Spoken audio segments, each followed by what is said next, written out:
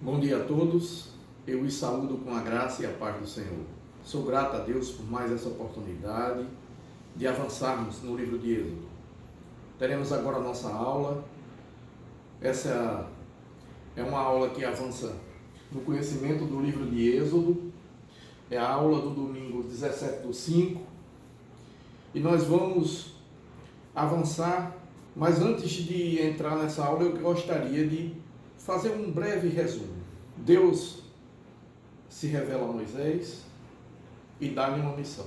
Moisés, que já desde o início desse livro, nós acompanhamos a sua história, carregada de sinais, carregada de mensagens preciosas para a nossa vida, cheia de atitudes de fé, e Deus, através desse homem, vai libertar seu povo.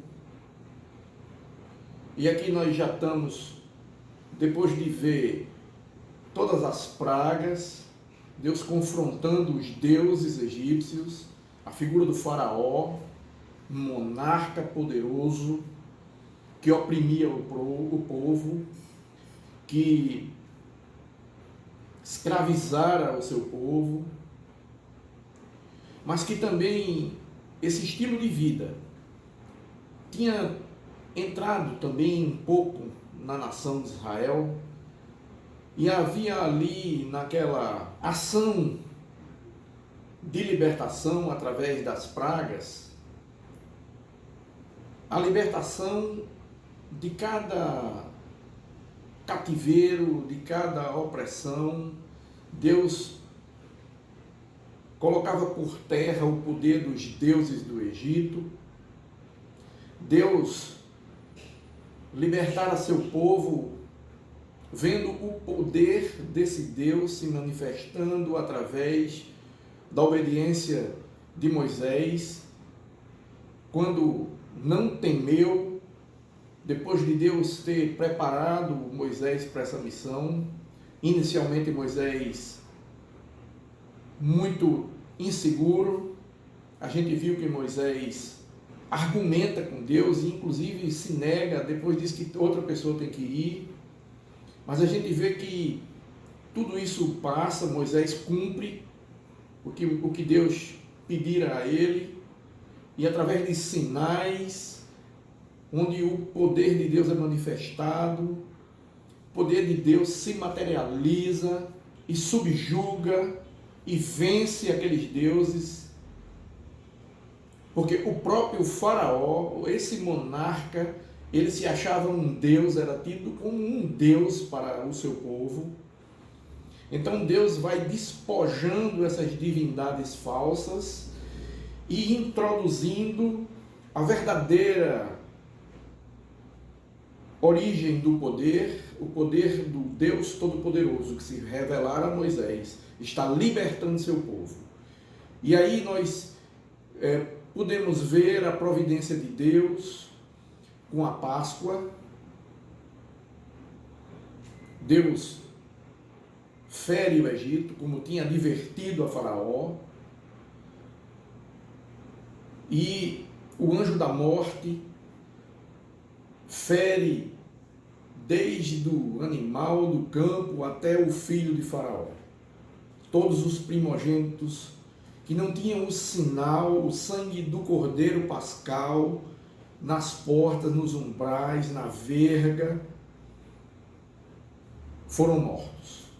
Mas todo aquele que tinha o sinal, que obedeceu às instruções de Moisés, que tinha sacrificado o cordeiro assado, pães ázimos, ervas amargas, saiu ileso. Além de sair ileso, tinha despojado o Egito de ouro, prata, muita coisa tinha sido recebida das vizinhas, como Deus havia instruído, e eles saem, um povo que não tinha nada, um povo que era escravo, agora sai do Egito, não só com seus animais, com seus filhos, mas também com tudo que conseguiu que os egípcios lhe entregassem. E aí nós vamos avançar com o povo atravessando o Mar Vermelho, na Bíblia, o Mar de Juncos, a pé enxuto. E lá do outro lado, Moisés louva ao Senhor, um cântico soa. Miriam pega um tamborim, junta-se com as mulheres e dança. Há ali uma celebração, há ali já um sentimento de vitória, e o povo entoa esse canto.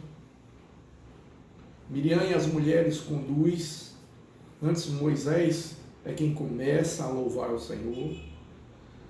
Mas eu quero aqui me ater em alguns fatos, e essa aula eu quero separar o capítulo 13, especificamente, porque nós vimos na aula passada que esse povo que foi liberto é o povo que 3 dias depois de ver todo esse poder manifestado para o bem de si mesmo, desse povo que Deus escolhe e que Deus liberta, esse povo que atravessa o mar a pé enxuto, vê o mar se abrir, esse povo mais uma vez vai dar um sinal de que algo ainda precisava ser feito. Porque vocês vão lembrar que antes do mar se abrir, o povo está diante do mar, montanhas dos lados, e o povo vai a Moisés. E o povo reclama. Dali por diante nós veremos todo o livro de Êxodo, os 40 anos que Moisés está à frente dessa missão de liderar o povo. Ele é o libertador, ele é o legislador, ele é o administrador. Nós veremos adiante cada etapa, mas nós não podemos avançar sem tirar uma lição desse trecho do livro, que é muito preciosa para a nossa vida, para a nossa vida enquanto crédulos, para a nossa vida devocional, para tudo que Deus tornou sagrado, santo. Esse povo vai a Moisés para reclamar, porque Faraó tinha vindo com seu exército, e o povo está entre o mar, as montanhas e o exército de Faraó. E um povo, quando é liberto, ele precisa de algo mais. Aqui nós vamos, nessa aula, nos ater nessa situação, de que, assim como nós, desde o livro de Gênesis até aqui no livro de Êxodo, onde nós estamos, paramos no capítulo 15, na última aula, nós vimos que, nesse contexto, Deus provê todas as coisas, e nós também estamos abordando o Pentateuco como livros de Moisés, como livros que a tradição creditou a Moisés, a sua escrita, a sua autoria, porque também lá no Evangelho de Marcos, no capítulo 12, no verso 26, Jesus também vai falar sobre os livros de Moisés. Então é um indício, ninguém tem mais autoridade do que o próprio Cristo para falar das Escrituras, e ali ele atribui esses livros a Moisés. Então é mais um indício, além da tradição, que é uma tradição que acredita a Moisés esses livros, a sua autoria. A gente, no Novo Testamento, vê mais um trecho atribuído ao próprio Cristo pelo evangelista Marcos, de que ele cita os livros de Moisés. Quando se falava da lei, era exatamente isso que se queria dizer, sobre o Velho Testamento. E quando se falava especificamente dos livros da lei, dos 5 primeiros livros da Torá, eram os livros de Moisés, era a lei. Então, a gente atribui a forma escrita de Moisés, a narrativa dos livros de Moisés, como ricos em histórias e em sinais. Mas Êxodo especificamente, quando entramos no aprendizado que esse livro nos traz, também encontramos uma tipologia muito forte, e por isso eu quero, a partir dessa aula, explorar principalmente o capítulo 13 do livro. Porque nós vamos ver que esse povo que reclama Moisés, quando sai do Egito e está diante do mar, a gente vê que o povo que foi, acabou de ser liberto. A gente chamou o livro de Êxodo do livro da redenção. A revista nos traz o livro da salvação como palavra-chave. Está corretíssimo.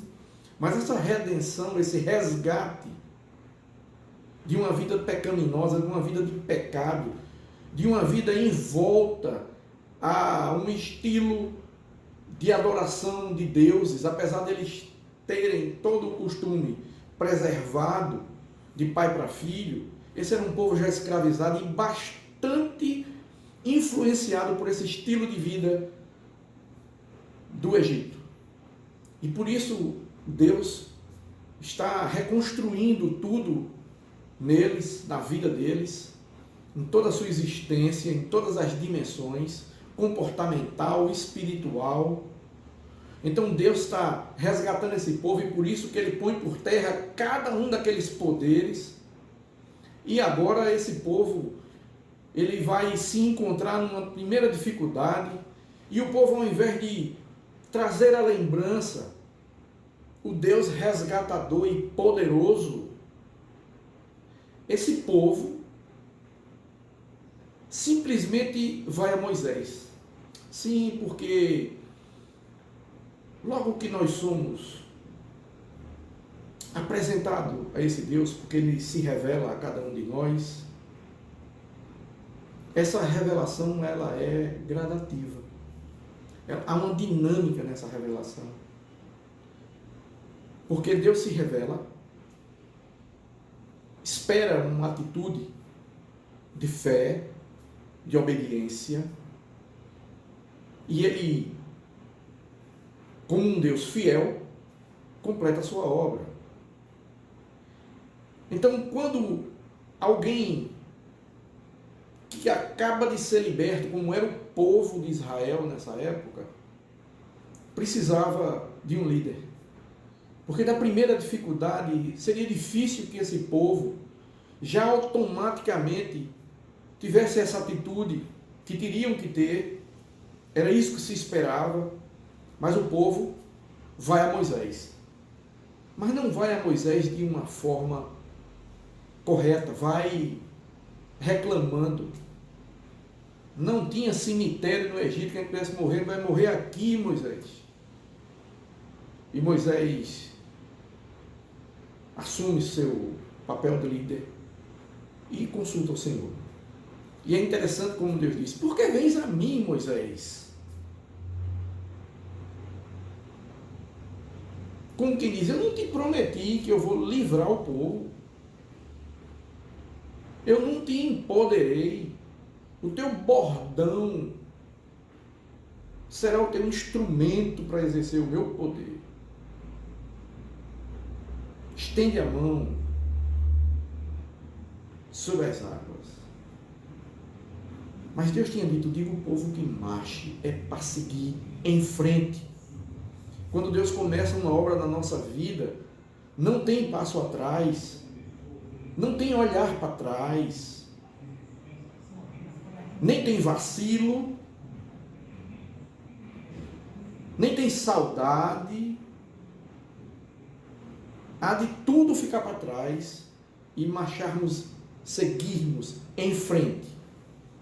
Esse é o sentido que se espera daquele que conhece a Deus, que foi resgatado por Deus de um modo de vida aprisionador errado, escravizador. Então esse povo que se comportara dessa forma, como nós vimos na aula passada, que tinha sido liberto e livrado desse faraó, atravessando esse mar pé enxuto, que canta um louvor do outro lado do mar, 3 dias depois, só 3 dias depois, ia chegar a uma região que eles deram o nome de Mara, porque as águas eram amargas. Imaginemos aqui essa cena, 600 mil homens, isso dava 1 milhão de pessoas ou mais, talvez até 2 milhões de pessoas, porque tinham, sim, mulheres, crianças. Imagina que multidão seria essa, animais, e esse povo teve sede, e eles estavam no deserto.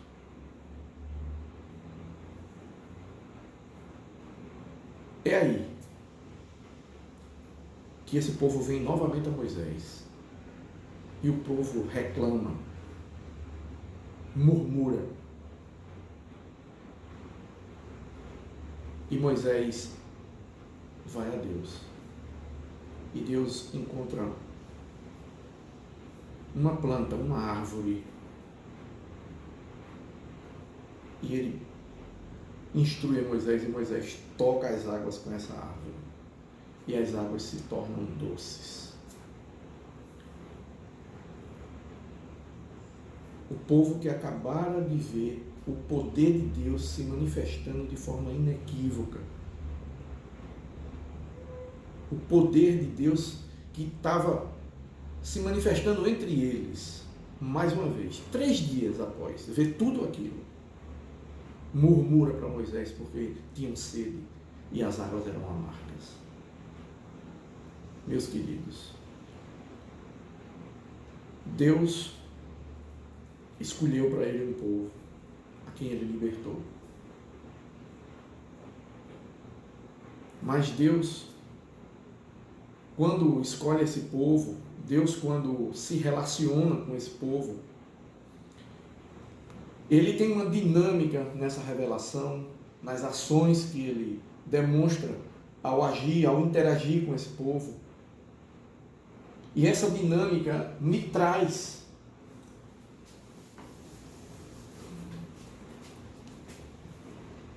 a mente que Deus se revela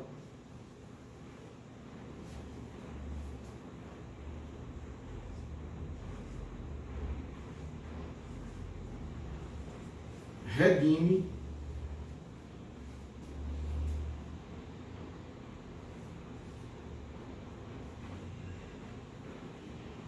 e ensina.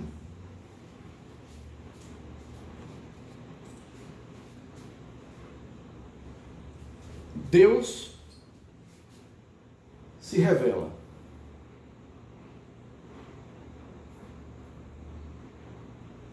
Deus resgata. Eu vou até usar o resgate, né? Deus liberta, né? Vamos colocar liberta. Melhor. Deus liberta. É o livro da redenção. Liberta do cativeiro e paga um preço alto. Mas ele vai preparar esse povo. Ele vai ensinar, ele vai educar esse povo. Então, primeiro nós vamos fazer aqui o seguinte. Deus se revela, uma revelação progressiva.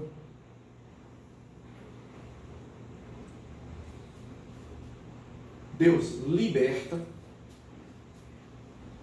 mas haveria ainda a necessidade de Deus preparar esse povo. Quando esse povo foi liberto, Deus podia ter conduzido esse povo por um trecho que passaria na terra dos filisteus, que é um trecho mais litorâneo, mas Deus segue um caminho diferente e leva eles pelo deserto. Eles haveriam de ir para o Sinai, onde nós vamos ver que Deus tem propósito para isso. Porque nós temos que entender que há um aprendizado grande no deserto. Há um trecho nas Sagradas Escrituras, eu quero pegar a Bíblia agora para que a gente possa ler diretamente na Palavra de Deus, que diz que depois que eles saem de Mara, eles vão encontrar um lugar que o que a Bíblia descreve nesse lugar é um oásis, onde sugere uma paisagem maravilhosa. Depois de Mara, depois das águas amargas, depois que essa árvore toca e transforma a água amarga em água doce, eles encontram um oásis. Vejam quanto simbolismo, quantos sinais. Temos que nos ater nessa mensagem. Eu convido a Escola Bíblica Dominical a ler o livro de Êxodo num devocional diário. Se puderem, façam isso para que a gente possa seguir com essas aulas e para que Deus fale ao nosso coração. Essa semana eu tive muita dificuldade para gravar essa aula, porque eu já retornei ao trabalho home office, e no estilo de trabalho remoto, é difícil da gente estabelecer horários, porque você estabelece um horário, mas a equipe, a chefia estabelece horário um pouco diferente, e às vezes você não tem direito a um horário de almoço, um horário de terminar o expediente, mas graças a Deus por isso, não é? Porque enquanto o Brasil tem milhões de desempregados, eu ainda me mantenho empregado, eu sou muito grato a Deus por isso. Eu não estou aqui trazendo esse acontecimento como uma dificuldade, mas reduz o tempo, e eu tive que dar um jeito essa semana de continuar a leitura e preparação dessa aula. E até ontem eu não tinha a aula preparada, e eu olhava para o livro de Êxodo e queria avançar. Mas Deus é muito bom e a gente depende dele em absolutamente tudo. Ele tinha uma lição para mim, poderosa, maravilhosa, profunda. E desde ontem que eu vinha lendo, e só hoje de manhã, eu abri a Bíblia e bati meus olhos no capítulo 13, porque eu ia tirar uma dúvida ali. E meu coração se encheu de certeza de que hoje a ênfase dessa aula será no capítulo 13. E vejamos agora, a partir das Escrituras, que Deus vai instruir esse povo. E nós vamos ver que tudo tinha mudado. Uma nova festa, um novo ano, né?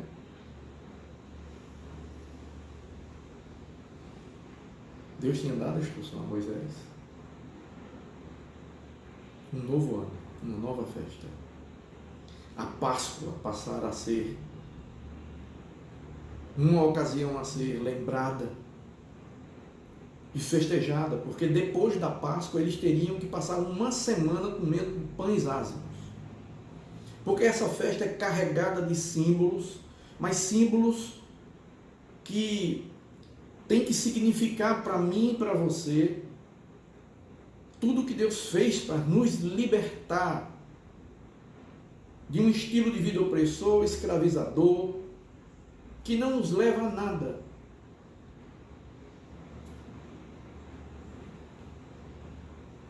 Um cordeiro, proteção, provisão.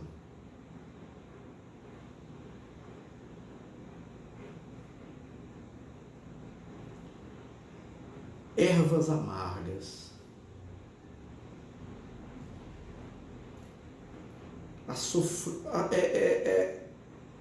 Essa representa o que eles sofreram no cativeiro egípcio.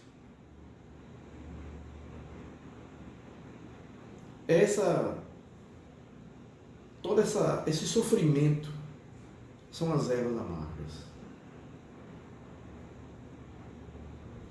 O pão asmo era a pressa para sair, com que eles teriam que fugir. Era assim que eles tinham que lembrar. E Deus instrui que tinha que ser assim. Assim tinha que ser a Páscoa.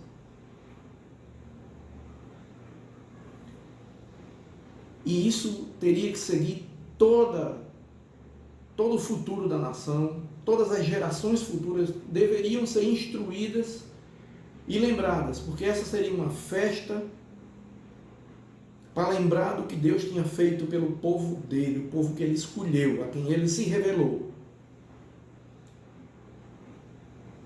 Esse Deus que provém um cordeiro que seria sacrificado para que os primogênitos dos hebreus, de Israel, não fosse atingido pelo anjo da morte, nem seus animais. Por isso, Deus vai, no capítulo 13, fazer uma pausa nessa viagem para instruir como ele queria que fosse consagrado para ele todos os primogênitos. E está escrito dessa forma. Vamos ler o trecho do livro de Êxodo, que vai estar a partir do versículo 1 e diz assim: Disse o Senhor a Moisés: Consagra-me todo primogênito, todo que abre a madre de sua mãe entre os filhos de Israel, tanto de homens como de animais, é meu. Disse Moisés ao povo: Lembrai-vos deste mesmo dia em que saíste do Egito, da casa da servidão, pois com mão forte o Senhor vos tirou de lá. Portanto, não comereis pão levedado. Era pão sem fermento que eles tinham que comer. Hoje, mês de Abib, mês de Nisan, a gente viu as duas palavras que definem esse mês. Estás saindo. Quando o Senhor te houver introduzido na terra dos cananeus, e dos heteus, e dos amorreus, e dos heveus, e dos jebuseus, o qual jurou a teus pais te dar, terra que mana leite e mel, guardarás este rito neste mês. Olha que é uma instrução para que eles usassem quando estivessem aonde? Na terra prometida. A terra que Deus tinha prometido aos pais, aos patriarcas Abraão, Isaque, Jacó, e a todos aqueles que entraram, a família, né, que entrara no Egito. A eles tinham sido feita essa promessa, que um dia eles retornariam. Deus tinha previsto tudo isso. Até esse cativeiro, esse tempo, são 400 anos que Deus vai dizer a Abraão que seria o tempo desse cativeiro. Mas Deus disse que tinha propósito para tudo isso. Aqui nós vamos ver que são mais ou menos 430 anos até que Deus vem e se revela a Moisés, dá essa missão a Moisés. E aqui ele já está realizando tudo isso. Isso tinha que ser lembrado. Mas tinha que ser lembrado porque para que quando eles estivessem lá. Então vejam bem. Para guardar esse rito. Ou seja, para que fizesse dessa forma quando estivessem lá. Por que eu estou aqui dando ênfase ao ensino?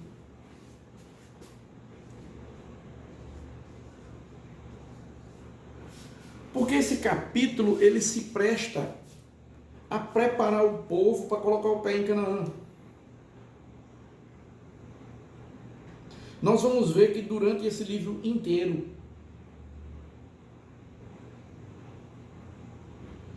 nós vamos ver o comportamento desse povo. Nós não vamos adiantar aqui nenhum fato que veremos no momento oportuno, mas a gente já pode ver aqui que o comportamento do povo era de qualquer problema ou reclamar ou já agir com incredulidade. Mas esse povo não podia, de forma alguma, esquecer do que Deus tinha sido, do que Deus representava para ele, do que Deus tinha feito pela vida de cada um deles. Havia aí ainda muito a fazer. E Deus estava ensinando esse povo. Porque não se poderia colocar o pé em Canaã antes de saber como agir em Canaã. Porque em Canaã seria necessário fidelidade e obediência. Uma coisa está intrínseca à outra, mas muito mais obediência.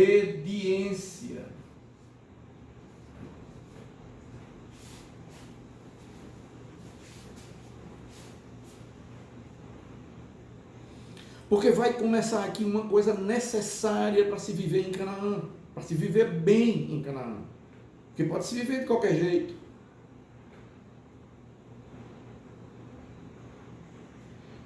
Deus tinha que preparar tudo isso. E Deus está preparando quando ele diz o seguinte. Aí sigamos adiante. 7 dias comerás pães ázimos. E ao 7º dia haverá solenidade ao Senhor.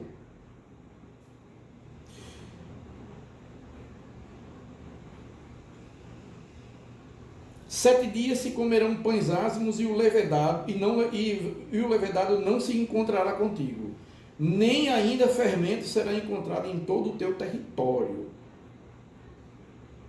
Naquele mesmo dia contarás a teu filho, dizendo: é isto pelo que o Senhor me fez quando saí do Egito. Então o pai diria ao filho. Veja que aqui novamente Deus dá ao pai o sacerdócio, a missão de falar de Deus ao filho, a missão de dar um exemplo de fidelidade e de obediência a esse Deus. É a nossa vida, é o nosso estilo de vida que ensina aos nossos filhos. Nossas palavras são importantes, mas mais importante ainda são os nossos exemplos. Então era assim que Deus estava instruindo o seu povo. E no capítulo 9 diz mais: e será como sinal na tua mão, por memorial entre os teus olhos, para que a lei do Senhor esteja na tua boca, pois com mão forte o Senhor me tirou do Egito. Por com mão forte o Senhor te tirou do Egito. Então vejamos. O versículo 9 ele muda um pouco. No versículo 8, o pai fala ao filho o que Deus fez por ele. No versículo 9, é exigido daquele que está sendo orientado, assim como o orientador, diz o seguinte: e será como sinal na tua mão. Poxa, há muita coisa aqui. Sigamos adiante. Mas eu quero colocar aqui.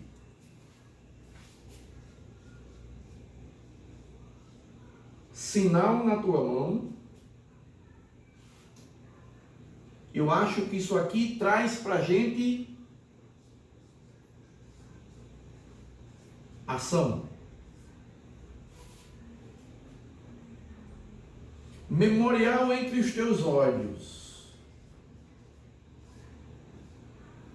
Entre os teus olhos.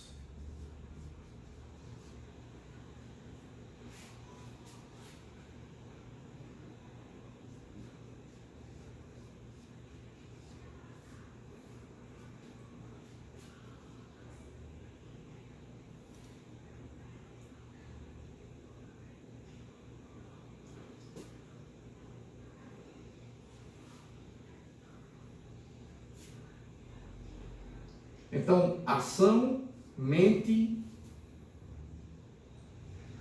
e boca.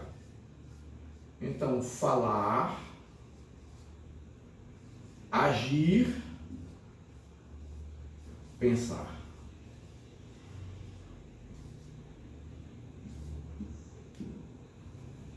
O povo de Israel interpreta isso de uma forma muito simbólica nesse momento, e a gente vai ver aí os filactérios, né? São caixinhas, né? Onde tem a palavra guardada, pá. Mas isso tem que remeter, desculpa, a mim e a você, para o que Deus quer.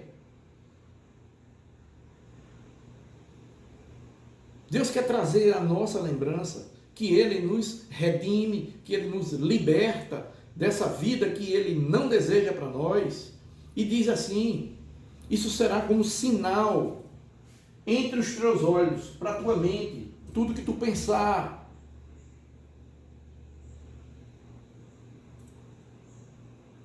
Tu atarás na tua mão. Aí eu vou fazer uma pulseirinha. Não, é o meu agir.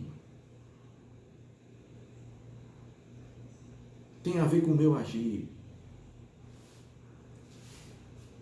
E a tua boca.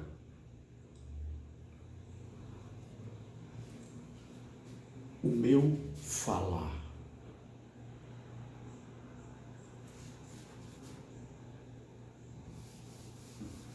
Vejamos o seguinte.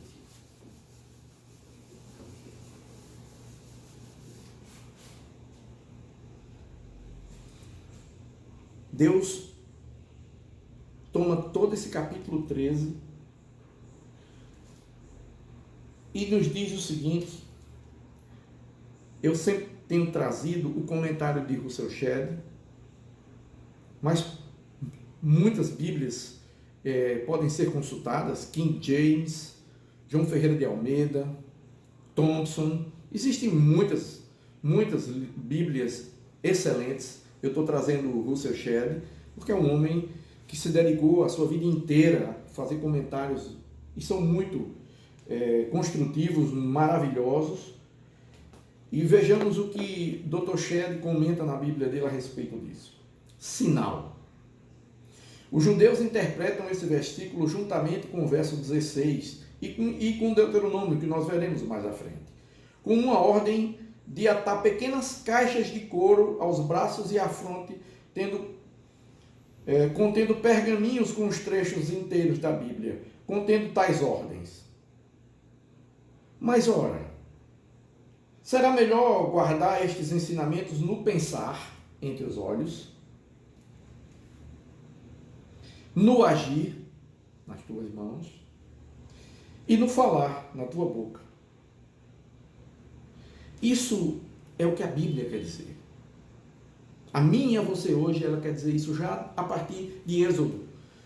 E é por esse motivo que eu tenho enfatizado aqui que entender Êxodo nos ajuda a entender toda a mensagem do Novo Testamento, e é por isso que eu quero me prender a esse capítulo hoje, para que a gente entenda que Deus vai logo mais falar do primogênito, e sigamos na leitura do capítulo 13, porque é nele que nós vamos nos ater agora. E ele diz assim: portanto, guardarás esta ordenança num determinado tempo, de ano em ano. Quando o Senhor te houver introduzido na terra dos cananeus, como te jurou a ti e a teus pais, quando te houver dado, apartarás para o Senhor todo que abrir a madre e todo primogênito dos animais que tiveres. Os machos serão do Senhor. Todo primogênito macho é dele. Ele proveu os primogênitos para morrer em nosso lugar. Custou a vida dos primogênitos do Egito. Todos. De animal a filho de seres humanos. Deus proveu. E Deus está pedindo agora, todo primogênito é dele. Porém, todo primogênito da jumenta resgatarás com cordeiro. Com cordeiro, resgatarás com cordeiro. Se não resgatares, será desnucado. Mas todo primogênito do homem, entre os filhos, resgatarás. Então, olhe mesmo. Todo animal separa, consagra, né? Separa os animais. machos, né? O primeiro, né? Primeiro nascido dos animais machos, separa.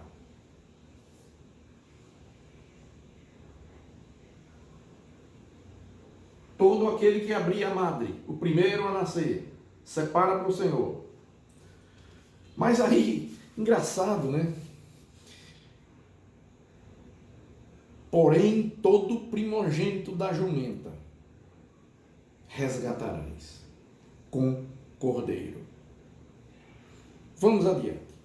Quando teu filho amanhã te perguntar, o que é isso? Responder-lhe-ás, o Senhor com mão forte nos tirou da casa da servidão.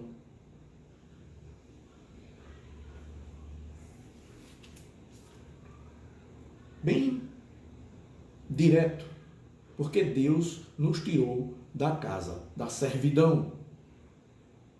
Quando os filhos perguntassem. Pois sucedeu que, endurecendo-se Faraó, para não nos deixar sair, o Senhor matou todos os primogênitos na terra do Egito, desde o primeiro do homem até o primogênito dos animais. Por isso, eu sacrifico ao Senhor todos os machos que abrem a madre, porém, todo o primogênito de meus filhos eu resgato. Porque havia aqui dois afazeres. Separa todos os machos, mas o que é que acontece? O animal limpo, eu sacrifico ao Senhor. O animal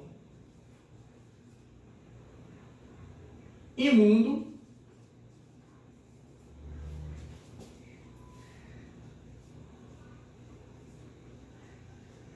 eu resgato.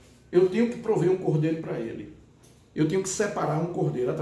Com um cordeiro eu resgato. A jumenta, ela era imunda. Era tido imunda. Mas era o único animal que os hebreus podiam ter. E como ele não servia nem para alimento e nem para adoração, ele era impuro. Ele nem servia para alimento, nem podia ser sacrificado. Então dizia o seguinte, das duas uma, quando ele morreu, o primogênito ou será resgatado com cordeiro, ou lhe quebrarás o pescoço. Desnucado da Bíblia é quebrar o pescoço. Não podia sangrá-lo, tinha que quebrar o pescoço e matar o primogênito. Então, a jumenta, o animal impuro, é o homem pecaminoso, é o estado que o homem estava na servidão. É o estado do homem antes do resgate.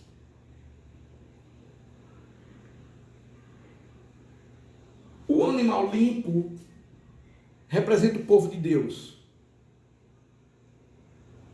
Representa aquele que foi resgatado, lavado no sangue do Cordeiro e que hoje é povo de Deus. Então esse limpo, eu sacrifico.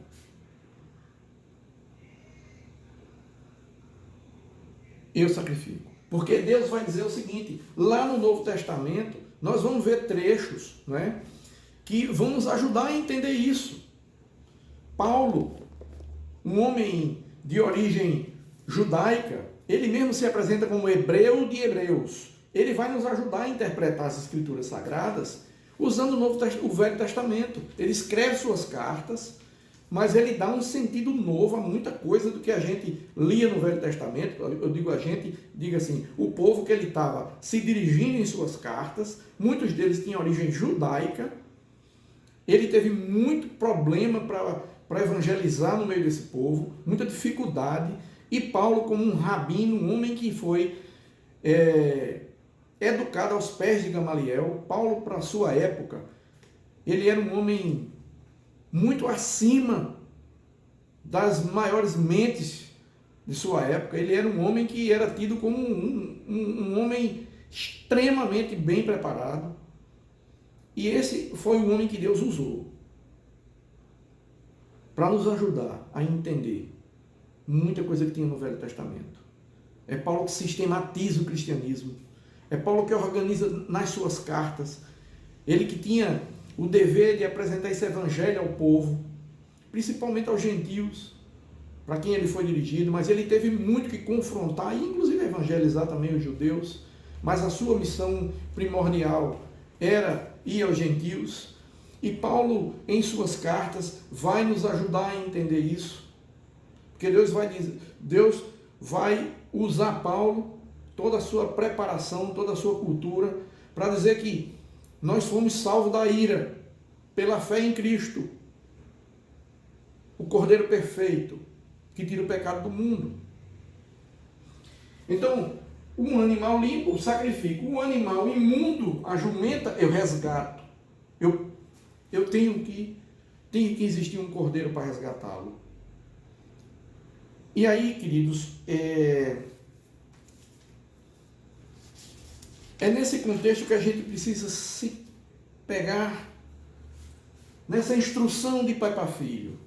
Desde Gênesis que eu venho trazendo a memória dos alunos e a minha própria memória, porque antes de ensinar algo a vocês, Deus quer ensinar a mim.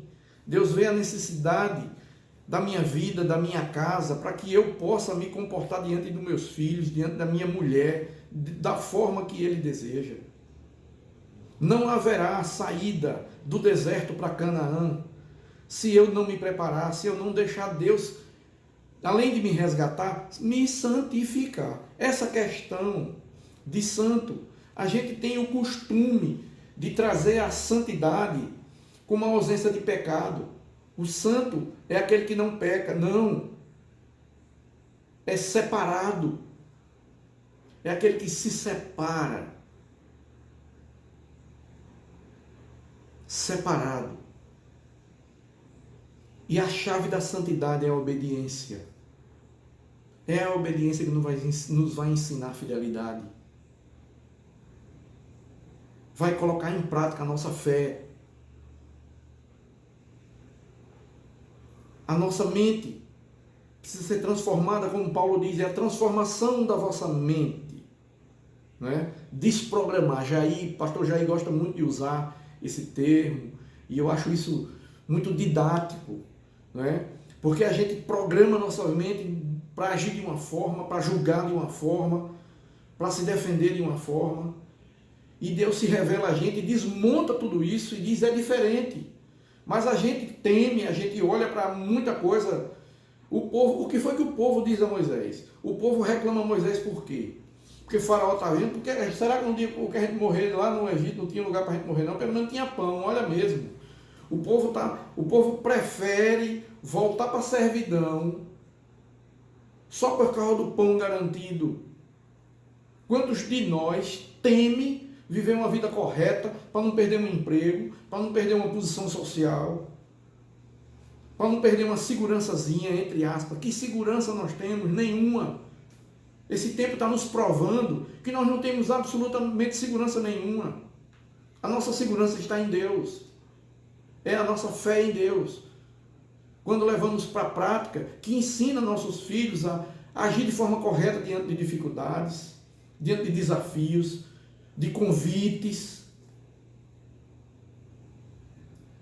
É a nossa atitude de obediência, de fé e de fidelidade, que vai ensinar a nossa casa, para que amanhã, quando a gente não estiver aqui, a gente tenha gerações e gerações de crédulos, de homens de Deus, que vão ser sal dessa terra, serão luz desse mundo. Por isso que no Velho Testamento nós estamos estudando que Deus queria isso. Vocês verão que há aqui muita lição, muita lição. Moisés, que vai liderar seu povo, não entrará em Canaã.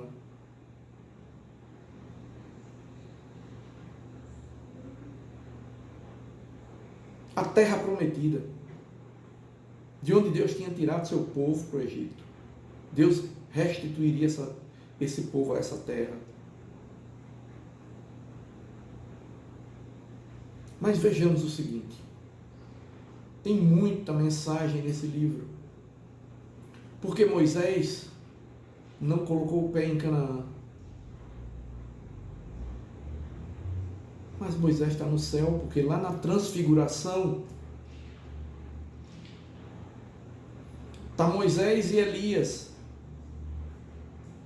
Elias representando os profetas e Moisés representando a lei. E na transfiguração, se Moisés está na transfiguração, Moisés está no céu. Porque a transfiguração é um flash do céu. Então, qual foi a Canaã que Moisés perdeu?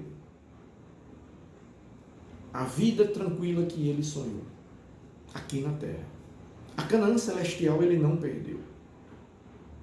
Porque ele está na transfiguração, lá no Novo Testamento nós podemos ver isso. Mas a desobediência fez com que Moisés não colocasse o pé na Canaã terrena. Eu e você, que vivemos a vida que a gente não gostaria de viver, porque ainda podemos perceber requisitos de coisas que Deus não deseja, de comportamentos que Deus não deseja, sinais de que algo ainda está errado. Se a gente não se preparar, se a gente não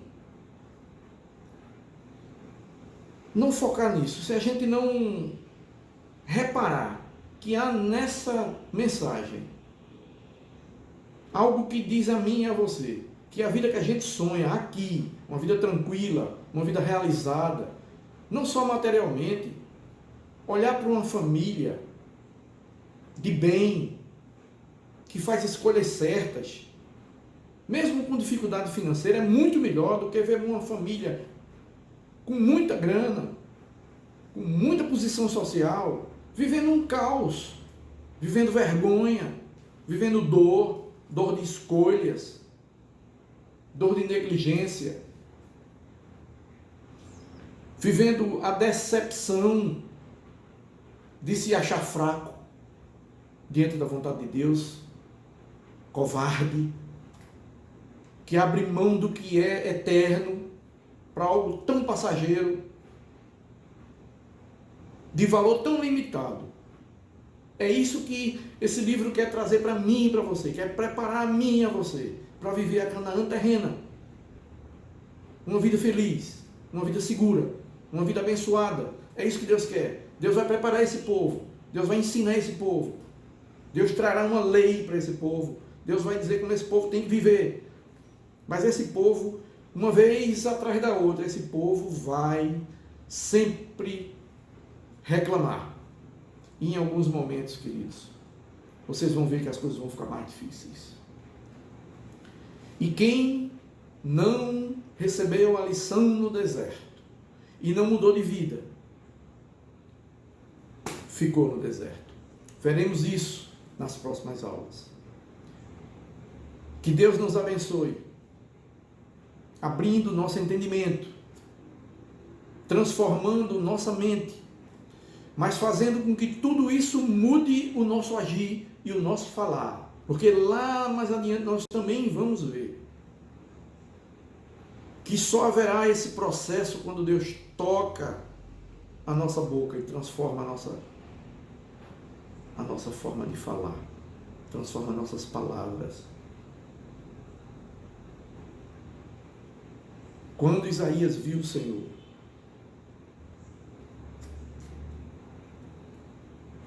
foi necessário que ele reconhecesse o seu pecado diante daquela majestade. Mas na hora que ele reconheceu o seu pecado, e ele dizia que era um homem de lábios impuros e vivia no meio de um povo de impuros lábios, e diz que é tirada uma brasa do altar e essa brasa lhe toca a boca.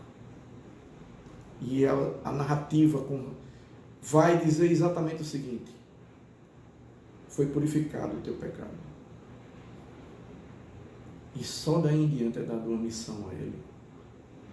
Oportunamente nós veremos isso, está longe ainda, nós ainda estamos no Pentateuco, mas chegaremos lá.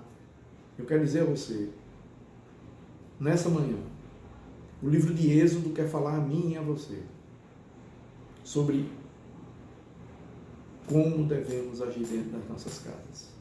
Estamos confinados diante de nossos filhos e mulheres, filhas, alguns que têm empregados domésticos, talvez. Lideramos toda a nossa casa. Vocês vão ver que as Escrituras Sagradas falam do servo que nascia na casa, tinha que ser circuncidado. Se era considerado posse dele, aquele servo também. Então, nós influenciamos, inclusive, a vida dos nossos empregados, dos nossos colegas de trabalho, dos nossos chefes, em todos os sentidos que nós somos sal da terra e luz do mundo. Porque o sal não é só para dar sabor, mas para conservar. Para não permitir que pereça, que se degrade. O sal era um instrumento de conservação. A luz tudo revelava.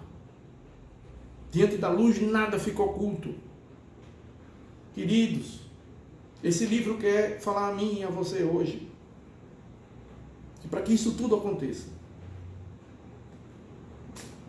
Deus quer nos ensinar como viver e como conduzir as nossas casas, como conduzir nossas famílias. Por isso que eu parei nesse capítulo 13, para pedir a todos vocês que dediquem um tempo